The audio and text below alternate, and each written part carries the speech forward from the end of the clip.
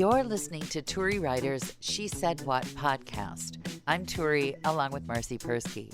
In this installment, Marci has a whole lot of new tech that's not actually new. In fact, it's practically from the Stone Age. And I attend a literary festival, which seems to be awash in creepy guys. Here's the new old school things that we've bought so far this week. All right. We have a new goat feeder that's built so that they can't get in it and take a nap or poop in it and ruin all the feed. I don't so like this. I feel really good about that. Nothing about these goats that makes me feel good at all. Nope. Frankie bought a dually truck. It's like humongous, but it's got no back on it. I've seen so this. He's building a back on it with wood. So it's going to have a wood back. And then we're throwing in the back of this giant dually truck will go our water tank that we just bought today. That's 500 gallons and fiberglass. So this is all very exciting stuff when you live up in the mountain, mostly kind of off grid, and have to haul your water back and forth. Yeah, we've already discussed this. There's nothing in the world that would convince me to live where I have to buy water. That's like if somebody said to me, "You don't pay for water." This is what Wait, that you sounds don't pay like. Water? Not really. No, not much. No. It You don't comes have a out. water bill? Comes out the. Yeah, but it's almost nothing, and it comes out. We live near the Great Lakes, so not much. No. Well, we pay 2.5 cents a gallon. All right, here's what I have to say about this. If I couldn't just turn a thing, this is like to me, this is what this sounds like. This is like, oh, this is the most beautiful house in the world. You'll have to wear a scuba mask and put oxygen all the time in your face from scuba gear all the time that you live in your house. That's what this sounds like to me. That it's a house that's perfectly inhabitable if you don't need oxygen. You pay more for air in your tires. I don't pay for air in my tires because before Well, Sears we went don't out of either. business, I bought one of those little pumpy things. And so, yeah, no, Yes. I don't have to do that.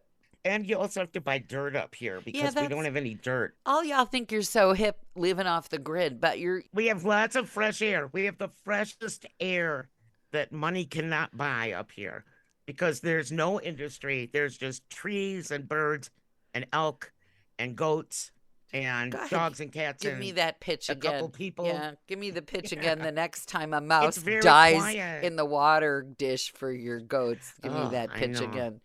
I fixed that. I put a stick in it so they can climb out. And no more dead mice? Nope, haven't had a single one since. Brilliant. Whose idea was Yep. that?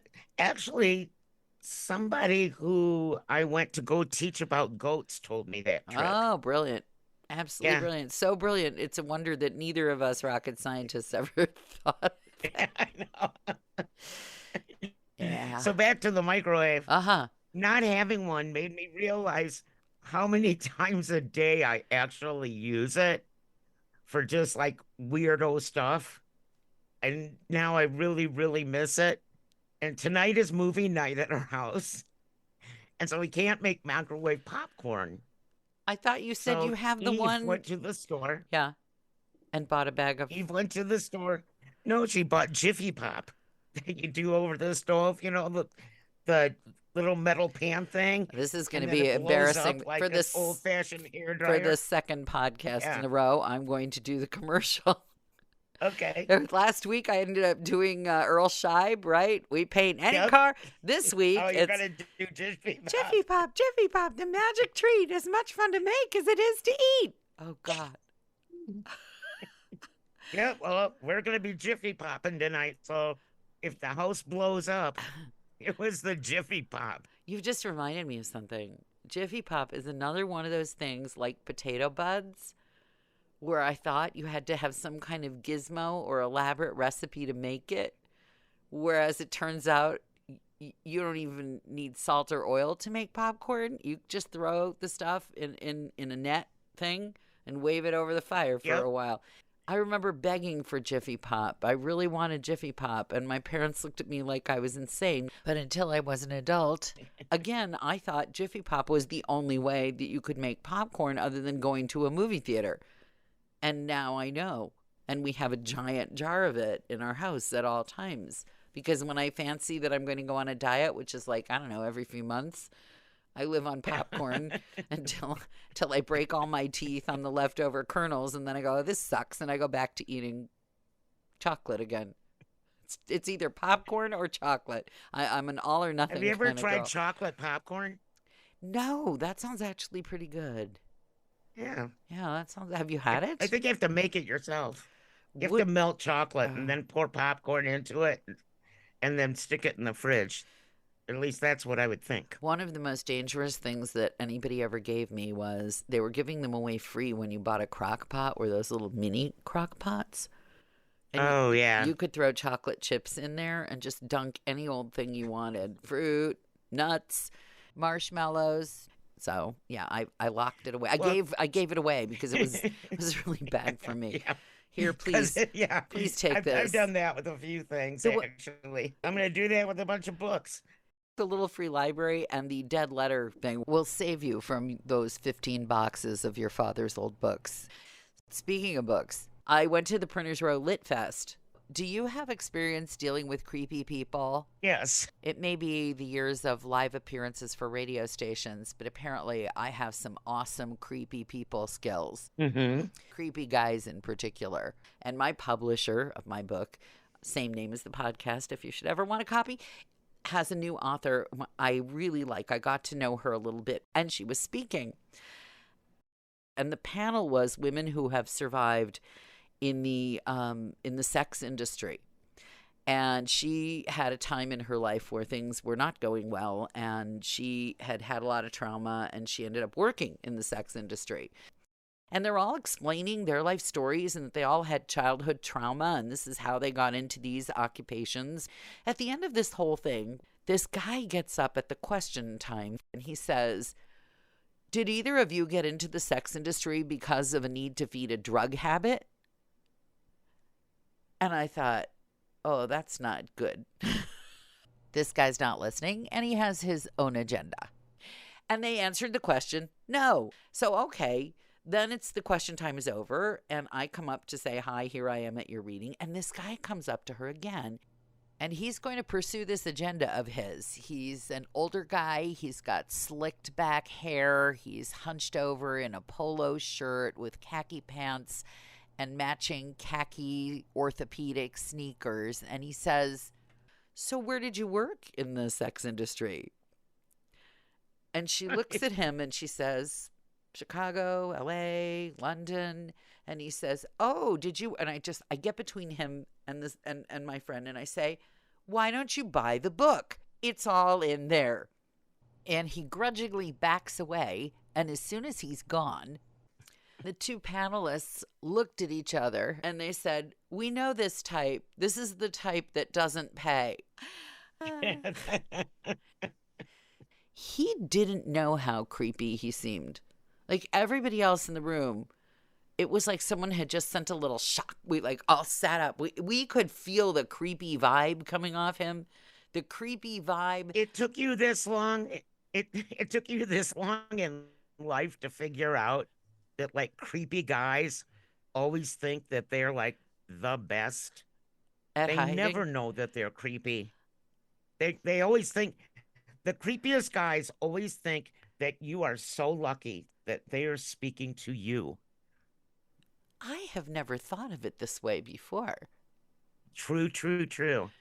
They stand in the mirror with their little bow ties and their slick back hair, and they go, ladies are gonna love me tonight.